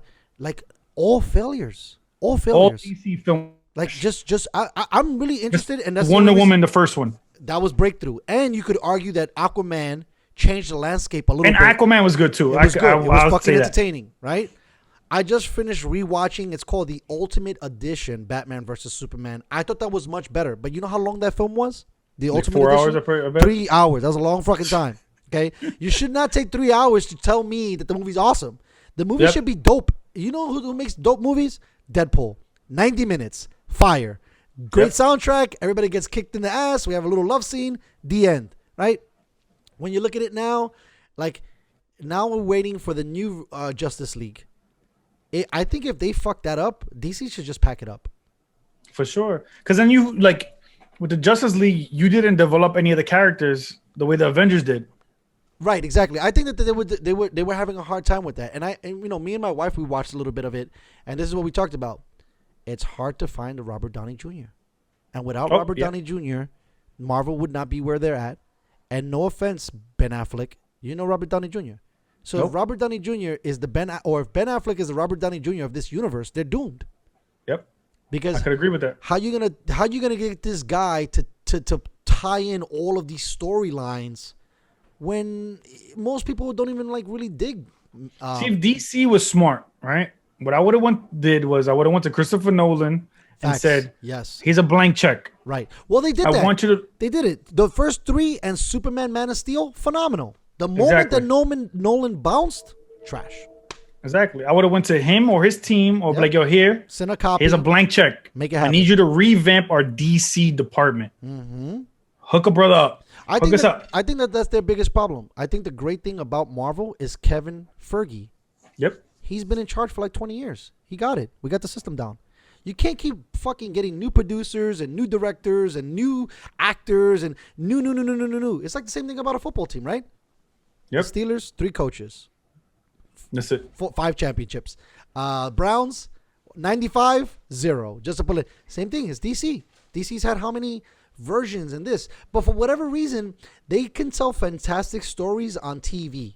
They can't figure out how to tell a fantastic story in a movie. They have not dialed that in. And Marvel's the opposite. Marvel cannot tell you a phenomenal story on TV, but when it comes to a film, nail it. Yep. Well, we have a lot of work. Man. We had a great time, bro. Thank you so much. What were some of the comments that we had? Anybody talking shit? Because I was getting blown up. Tim Poulin, he wrote, Def Not, I think it was in the beginning. Oh, okay, cool. I still think people tap into weapons and took selfies with writers. If black people did the same thing, the White House would have been red. That's for the most part. That's it. We have 6 people watching. Nice. I want to say thank you guys for everybody for watching. Make sure you hit that subscribe button for us. Follow us on all social media. I just want to thank everybody for taking the time to hang out with us and listen to what I have to say. I appreciate your time. And we're switching gears, guys. We're not doing Friday live. We're doing Thursday live to give us more of an opportunity to provide more content for you guys. Thank you so much for taking time to listen to us. Hollow, thanks for hanging and putting this show on for us. I appreciate you, bro. And we'll talk soon. For sure. Big things 2021 coming for Let's us. go, baby. Big things. Anything's got to be better than Wonder Woman. All right, guys. Have a good night. All right, peace.